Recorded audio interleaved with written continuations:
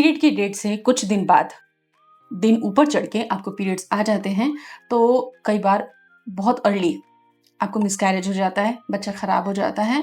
इसको implantation failure कहिए, miscarriage कहिए। कई बार 1 महीने का वेट होने के बाद मिसकैरेज हो जाता है। तो आज इस वीडियो में हम जानेंगे कि मिसकैरेज अगर हुआ है या बार-बार आपको दिन चढ़ के पीरियड्स आ रहे हैं, देन दोबारा हेल्दी प्रेगनेंसी मतलब पूरे 9 महीने का सफ़र कैसे पूरा करें, एक हेल्दी बेबी कैसे कंसीव करें, इसका कंप्लीट क्लिनिकल रोड मैप आज हम इस वीडियो में समझने वाले हैं। तो वीडियो छोटा है और आपके लिए इंपॉर्टेंट है। अगर आप इस प्रॉब्लम से जूझ रहे हैं, इसको पूरा देखें। डिस्क्रिप्शन बॉक्स को ज़रूर चेकआउट कर लें, वहाँ कुछ मेरी बनाई हुई डिजिटल बुक्स हैं आप लोगों के लिए, जिसका आप लाभ उठाएं, क्योंकि उनमें आपकी प्रॉब्लम्स के अकॉर्डिंग कंप्लीट गाइडेंस है। तो उसको आप पढ़कर पॉइंट टू पॉइंट अपना मार्गदर्शन खुद कर सकती हैं और अपनी सेहत को बेहतर बना सकती हैं।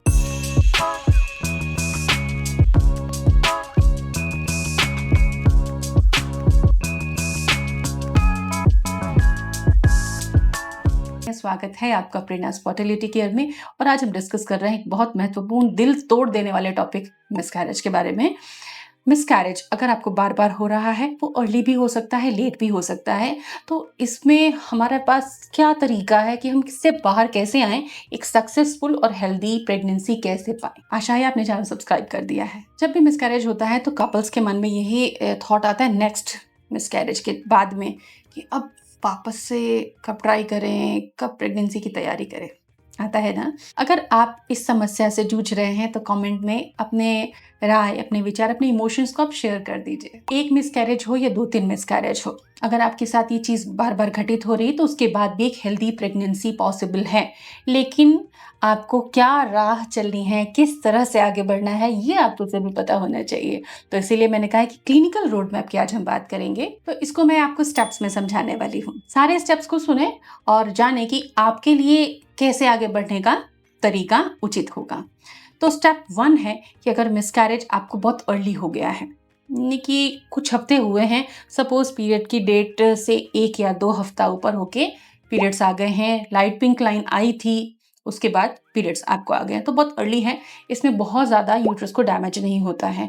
तो इसमें आपको क्या करना होगा, जनरली बेसिक असेसमेंट ज़रूरी है जो आपके लैब में होते हैं, आपकी गायनिक लिखती हैं, वो आप ज़रूर करवाइए। लेकिन जब आपकी ब्लीडिंग बंद हो जाए, आप रिकवर कर जाएं, एक साइकिल के बाद में आप अगली प्लानिंग शुरू कर सकते हैं। लेकिन याद रखें, ब्लीडिंग पूरी तरह से बंद होनी चाहिए।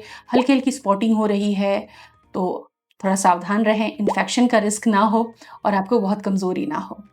इन चीज़ों को आप सुधार कर तब अगली साइकिल में तैयारी करें। पहली बात आपने समझ ली, अगर प्रॉब्लम बहुत छोटी है, शुरुआती स्टेजेस में है।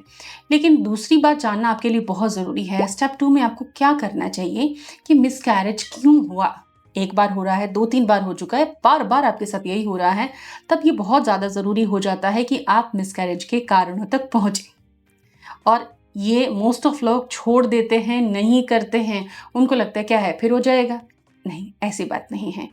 शरीर जो है बहुत नाजुक है, उसको टेंडरली केयर करना है, उसको समझना है सबसे पहले। एक अगर मिसकैरेज हुआ है तब भी हम आपको यही कहेंगे कि एक्सटेंसिव जो टेस्ट हैं, जो इन्वेस्टिगेशंस हैं, मिसकैरेज के लिए एक प्रोफाइल होती है, पूरे टेस्ट की लिस्ट होती है, वो आप ज़रूर करवाइए ताकि अगली बार इस कठिन परिस्थिति में आप न फंसे, उसका समाधान पहले से कर लिया जाए। एक बार, 2 बार या बार-बार आपके साथ ऐसा हो रहा है तो थायराइड प्रोफाइल, थायराइड इश्यूज हो सकते हैं, डायबिटीज़ हो सकता है, हल्का-फुल्का इंसुलिन रेजिस्टेंस अगर आपको है बिना डायबिटीज़ के भी, तो भी ये रीज़न बन सकता है। यूट्रस की एबनॉर्मलिटीज़ इसका रीज़न हो सकती हैं। एंटीफॉस्फोलिपिड सिंड्रोम होता है, वो भी इसके पीछे एक रीज़न हो सकता है। या फिर कुछ जेनेटिक फैक्टर्स हो सकते हैं। अगर ये सारी चीज़ें नहीं होती फिर भी ये रिकरेंट मिसकैरेज हो रहा है तो जेनेटिक टेस्ट भी करवाना पड़ता है।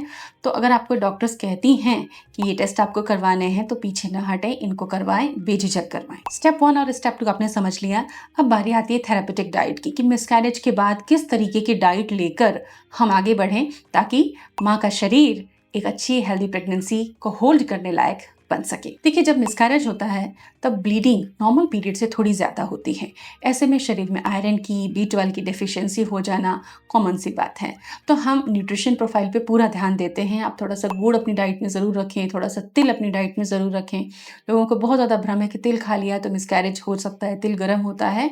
हम आपको आधा किलो तिल खाने की सलाह नहीं दे रहे, केवल 1 चम्मच तिल आपको खाना है और ये भी ऑप्शनल है। अगर आपकी बॉडी को सूट नहीं करता तो आप खजूर, अंजीर इनका सेवन कर लीजिए, आप तिल स्किप कर सकते हैं। प्रोटीन, आयरन युक्त चीजें जैसे एग्स हैं, पनीर है, दही है, दूध है, इनका आप सेवन कीजिए। आप गोंद का सूप ले सकते हैं। जब मिसकैरेज की हैवी ब्लीडिंग चल रही हो तब गोंद कतीरा का सेवन ना करें। अधिक मात्रा में दही का सेवन ना करें।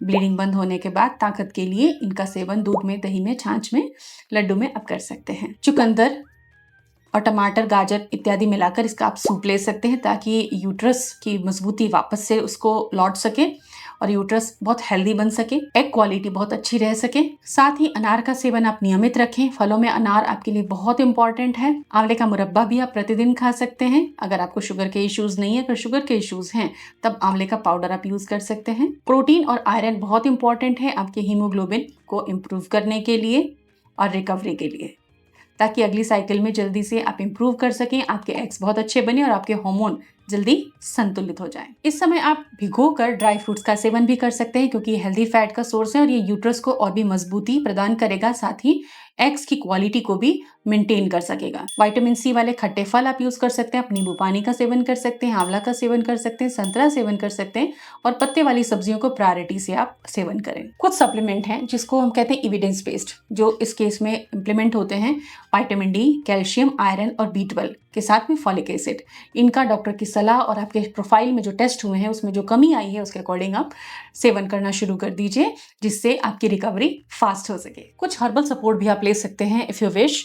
आंवला, मोरिंगा, शतावरी और अश्वगंधा, इनमें से जो चीज़ आपको इम्प्लीमेंट होती है, जो चीज़ आप ले सकते हैं, इनका कल्प, इनके टॉनिक भी आते हैं, उनका भी आप सेवन कर सकते हैं बेटर रिकवरी के लिए। तो मिसकैरेज के बाद में अंधेरा नहीं है, आगे तो बढ़िए, आपके लिए रास्ते पड़े हैं। तैयारी आपको करनी है और कदम आपको आगे बढ़ाना है। Stay tuned.